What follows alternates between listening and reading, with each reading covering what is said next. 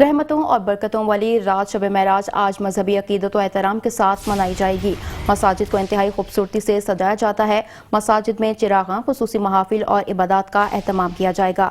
उलमाए कराम और मुकर्रिरीन वाक़या महराज और उसकी फजीलत पर रोशनी डालेंगे। महफिल महराजुन नबी में नात ख्वाहां हुज़ूर अकरम सल्लल्लाहु अलैहि वसल्लम की शान मुबारक में हदिया अकीदत व नात पेश करेंगे।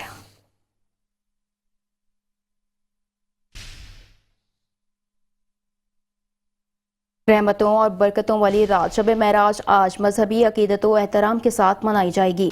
मसाजिद को इंतहाई खूबसूरती से सजाया जाता है। मसाजिद में चरागां, खुसूसी महाफिल और इबादत का एहतमाम किया जाएगा। उलमाए कराम और मुकर्रिरीन वाक़या महराज और उसकी फजीलत पर रोशनी डालेंगे। महफिल महराजुन नबी में नात ख्वाहां हुज़ूर अकरम सल्लल्लाहु अलैहि वसल्लम की शान मुबारक में हदिया अकीदत नातो पेश करेंगे।